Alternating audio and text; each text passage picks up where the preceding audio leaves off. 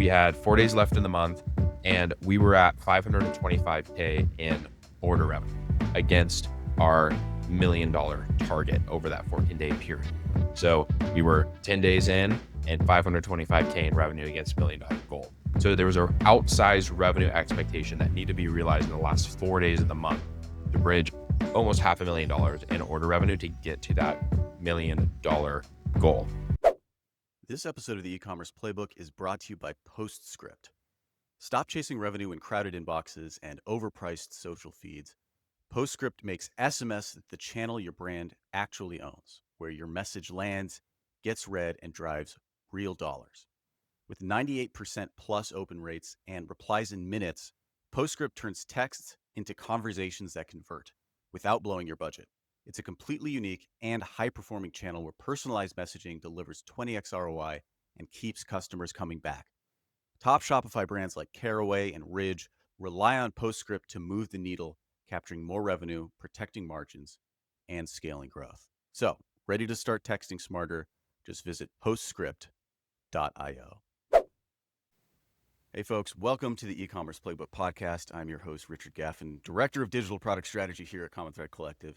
And I'm joined once again by our VP of e-commerce strategy, Mr. Luke Austin, who is here with a final report on our $1 million in 14-day challenge. So Luke, what's going on, man?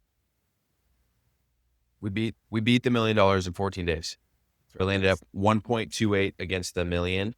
And it's funny. We're a little delayed in getting that last video out and in having this conversation. But in the last conversation we had about this, for those that may remember, we were 4 days left in the month, and we had a pretty meaningful revenue gap to get after. And my hypothesis is that we were going to see some fireworks from the marketing moment that the brand had planned, and we did. And then we saw fireworks over 4th of July weekend, and then now we're here July 14th, and we're wrapping it all together. But it was a fantastic end of the month. It really was. All right. So let's actually kind of go back and for those people who haven't been following along or just tuning in or whatever the case may be, kind of give us a recap of what this challenge was, what the kind of initial stakes were, and then we can kind of jump into what happened. Yeah.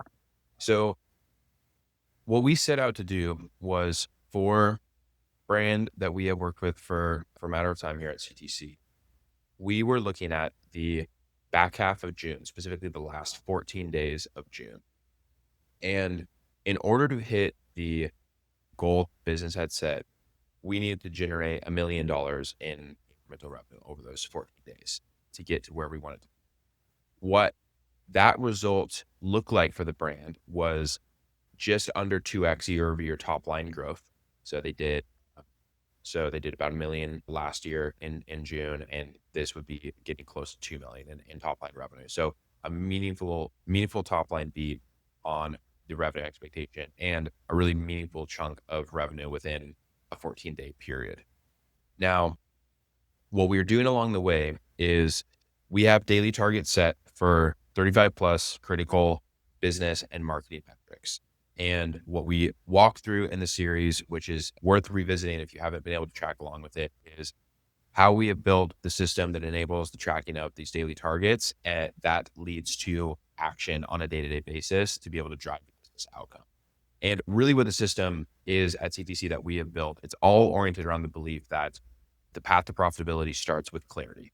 And so our aim is to give the highest level of clarity to brand owners, operators, marketers, decision makers on what the decisions are that need to be made to get to the profitable goals that have been set for business. And so we tracked against that for a number of days, looking at the pacing against different business metrics. We're looking at how we build our system to be able to enable that decision making. And then it all culminated on the 27th of June, the last 4 days, which was a big marketing moment that the brand had planned for the last 4 days of the month. And so looking at that day, we had 4 days left in the month, and we were at 525K in order revenue against our $1 million target over that 14-day period.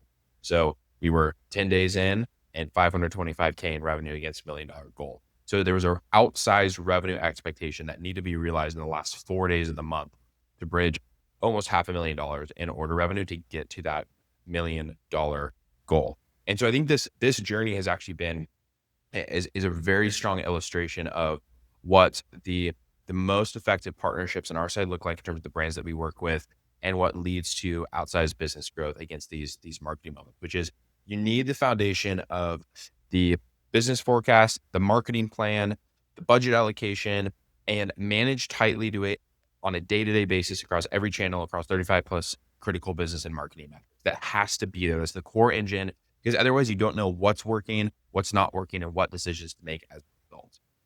But the management of that is going to give you a high level of clarity, but it's not going to lead to a 2x year over year growth sort of outcome.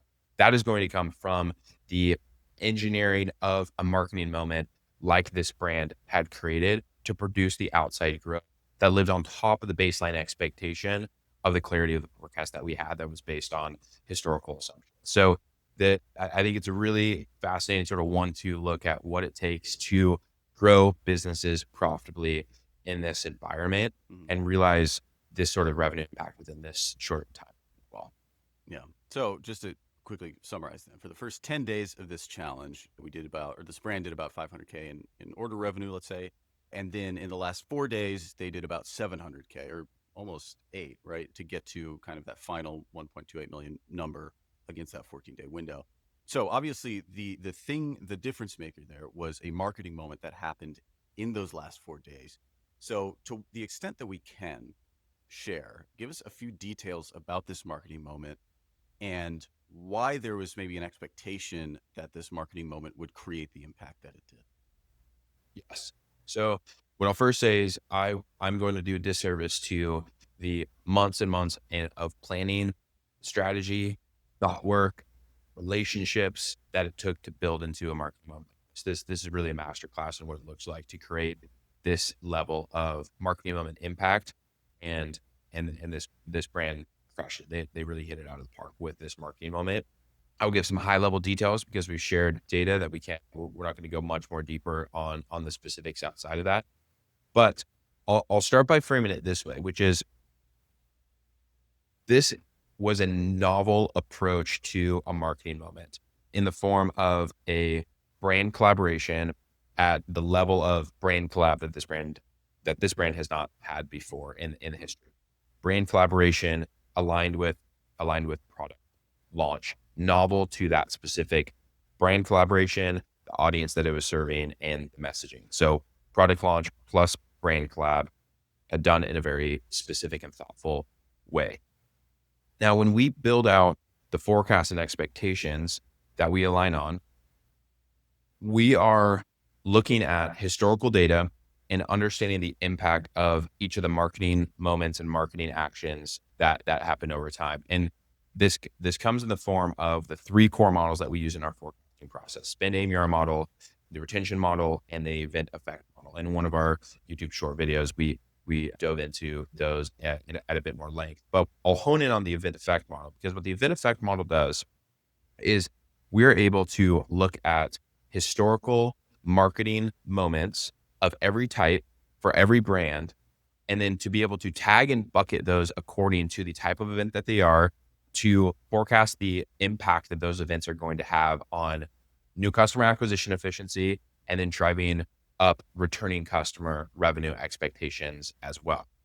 So we ingest the marketing calendar for the brands that we work with over the past years, and then index hundreds of marketing moments, from the International Women's Day sale to Black Friday, Cyber Monday, to the seasonal product launch collection for pre-fall. We look across the board for every marketing moment and then bucket those according to their type: promotion, VIP launch event, product launch, influencer, brand collaboration, on down the line of each of the type of moments that these have. And what we're able to do in this process is understand for each brand what sort of expectation we should have against a specific planned marketing moment in the future. So if we have seen a VIP launch or a product launch, this sort of impact from that type of event historically, then in our planning process, we're taking into account the financial input, the cohort models for our key customer cohorts. We're also taking into the layer of marketing calendar events and the impact of those on the financial forecast, bridge the gap between marketing and finance. And what that leads us to is an expectation around, okay, we have a product launch in the form of a brand collaboration plan for this brand at the end of June. What we have seen in the past from collabs and product launches for this specific brand is this level of outcome based on the event effect model. And I can give those specifics actually in terms of what we see. What we typically see for this brand on a product launch is that a returning customer revenue ratio relative to new customer revenue is about 150% higher than it typically would. Meaning that when this brand does product launch, the form of brand collaboration, what we've seen in past historical events is compared to the baseline of the days surrounding the event, returning customer revenue increased by about 150% relative to the new customer revenue outcome. What we also see is that new customer efficiency in the form of AMR and spending power is stronger during these product launches as well. So those two things combined to make it possible for this brand to, in the form of product launch and brand collaboration, see the same level of AMER efficiency at higher levels of spend than they typically would be. So you can drive up more spend volume, maintain the level of efficiency, and drive more new customer revenue as a result. In combination with that, we're able to see higher returning customer revenue relative to the new customer revenue outcome than we typically would see as well. So a way to think about this is typically if you see $10,000 a day in returning customer revenue to $10,000 a day of new customer revenue, on a day like this, you would see $15,000 to $16,000 in returning customer revenue relative to $10,000 in new customer revenue. But what we just talked about is new customer revenue is able to scale up. So returning customer revenue jumped up because of the type of event, and it increased because the new customer revenue volume increased due to the volume increasing over this time period. So that is how in the planning process, we get to an expectation around what these events look like. And we're able to create an expectation for higher revenue for this brand during these last 4 days of the month. Now, what we saw was that the brand substantially outperformed that baseline expectation to a very high degree on a couple of the days specifically, which we can talk about. But the brand outperformed this, which means the way that they did this product launch with the specific brand they collaborated with was a novel marketing event that they had never done in the history of the brand before that led to us beating the model expectation. It was a higher caliber brand collab and audience associated with it, the product launch associated with it. There were multiple SKUs that laddered up into the brand collab. It was very thoughtful. There were multiple tiers of how it was rolled out in terms of a private event, a public activation, then the ad campaigns going live. And this was a novel approach to a product launch brand collab that, even though we had a baseline expectation for what that looked like, this was well above what that expectation was in terms of how it was conducted. That's what led to the outsized growth over the course of this four-day period. If you're trying to cut through the noise and actually get your customers' attention, listen up. PostScript is the SMS platform that helps brands like yours turn texts into revenue. Unlike email or social ads that get buried and ignored, SMS lands straight on customers' phones where they actually read and reply. PostScript boasts open rates over 98%, which means your message gets seen.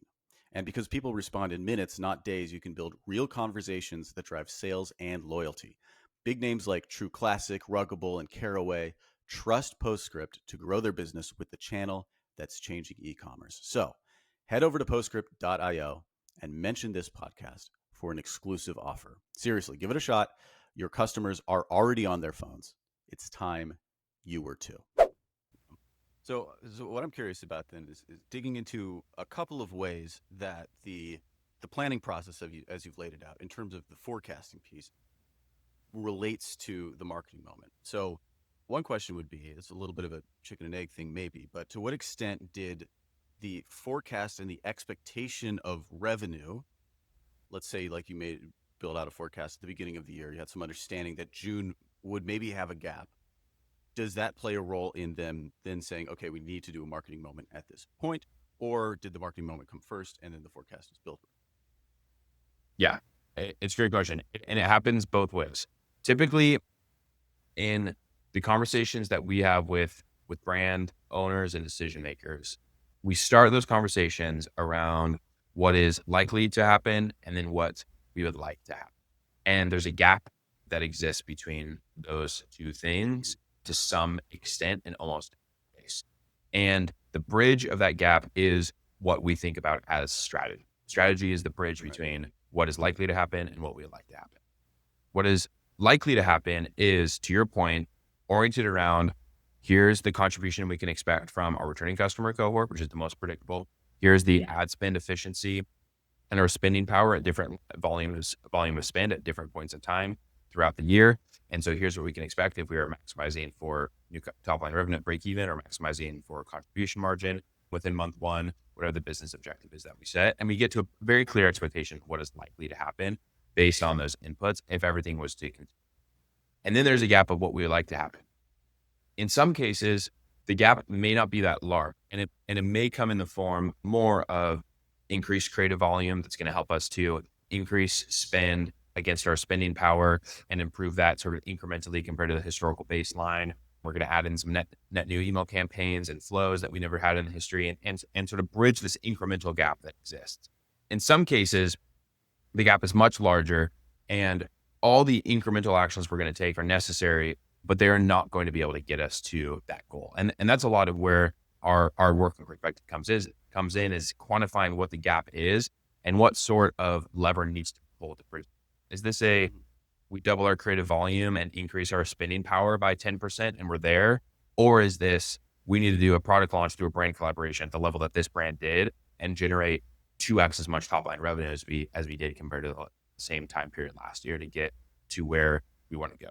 So going back to your question, it comes in both ways in terms of looking at here's the gap that exists, here's what's going to need to happen to be able to get us there. And then in some cases, there are planned events in the future that we factor into the forecast and see what the impact is, and then see what gap exists from there. But in every case, there's going to be some scenario of based on the current things we have planned, what is likely to happen. And then a mapping of that to what we would all like to happen and getting really clear on the gap that exists and the type of actions that need to take place to bridge that gap based on the set. Okay, so I want to ask then one more question about, again, the relationship between our forecast and this marketing moment, which is to say, presumably, with the level of planning and the level of care that went into it from the brand side, presumably if they had launched this marketing moment without actually having done any of the work with us, right, the forecasting, whatever, they still would have seen monumental success. It would have been great, whatever. So what I'm curious about is to what extent did, even though it's clear that the outsized impact was made by the brand's planning of this marketing moment, what additional impact was created, or how would this have gone differently if we hadn't been there with to do the sort of forecasting planning piece to kind of put this system in place? Yeah. Well, it, it's a great question. And by no means would we the over the course of that month and the outcome that this business saw over the course of those marketing moments days, that drove a large majority of the revenue for the month, and that was all on them. What we see in terms of being the most productive relationships that we have at CTC in terms of how this dynamic works is our goal is to be able to give this level of clarity on the business forecast and what needs to happen on a day-to-day basis in terms of optimizing the spend, managing the media. And if you look back at the short series that we did, that's what a lot of the actions look like on a day-to-day basis. Okay, we are underspending even though our AMR efficiency yesterday was above target. Where do we come underspend? Well, Google brand, we're leaving $7,000 of revenue just due to lost budget on those campaigns that we could be driving up by just opening up the budget constraint against the existing efficiency cap, and we'll drive up more spend while holding the AMR efficiency and drive the new customer revenue, which the thing that's pacing. That is what we see as our key responsibility and contribution in this process is giving clarity on what needs to happen and then making decisions on a day-to-day basis to help free up brands to be able to do this level of high impact. that they are uniquely positioned. They they are closest to product, closest to their industry and industry and customer profile connections in that way, where they're just going to have the biggest impact on creating these moments. We talked about this time and time again with Bear Handlin at Born Primitive and BG and the team at Skull Candy, and we can go on down the line. But the moments that we see create this sort of impact the are where we are able to provide this level of clarity and management against the core growth engine of the business on a day-to-day basis relative to revenue forecast, the spend, the efficiency, the budget allocation across channels, free up the brand team to be able to focus on these higher impact levels while we hold down sort of the core foundation, the day-to-day engine of the business, and then are able to measure the impact of these moments as well, right? Which is, in this case, we were able to see that this moment, the impact of it was well worth the investment over the recent months into it because it substantially outperformed any product launch brand collaboration that's happened in the past. And so we're able to quantify and give clarity around what the impact was relative to what the expectation was. Did it provide the thing we were hoping it did? Did it outperform? Did it underperform the expectation? And then also provide clarity on the day-to-day and manage the core thing to be able to help the brand owners, operators, decision makers, marketers really put the thoughts and focus into moments like this that drive outsized growth. Yeah. Yeah. That's something that's come up in my conversations with some of our clients too, which is that what we provide with the forecasting, modeling, the day-to-day management is we take a lot of the brain power off of your plate, or the brain power that needs to be put towards this type of enormous marketing moment can get drained by thinking about the day-to-day, by making sure Evergreen is working, by worrying about whether you're going to hit your daily revenue target or whatever. And what this system does is take that essentially off your plate, and then shows you how that is the big marketing moments get included into kind of the cohesive whole. So so if you haven't watched the series already, check it out. It's on YouTube. Has the last episode come out yet, Luke? As It has, right? Okay. All right. So go ahead, watch that, kind of watch how the journey, or rather watch how Luke goes through this journey and kind of get an inside scoop into how the day-to-day works here at Commentary Collective. Any last insights for us from this process for you, Luke? what I'll leave us all with is this thought, which is we believe at CTC that the path to profitability starts with clarity.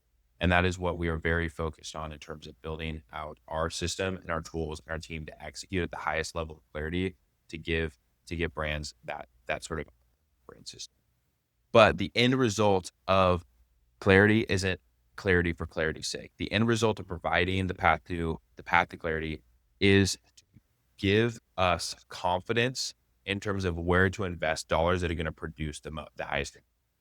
Pathability starts with clarity so that we can all have the highest confidence in terms of investment into units of growth, which is the creative, the email, the channel expansion, and the measurement against it, and then the larger marketing moments like this that lead to process against these mistakes. That is how we see our value in terms of the partnerships that we have with brands and where things work out. So if you aren't experiencing the level of clarity that gives you the confidence in making marketing investment decisions, or being able to, like you're saying, Richard, able to take a step back and focus on marketing moments, we'd love to partner with you in that area. That's right. Yeah. So I say it every time, but commentaryco.com, hit that hire us button. Let us know that you want to talk, that you're interested in this type of service. We'd love to have a conversation. So anyway, thanks for joining us, Luke, and thanks for everyone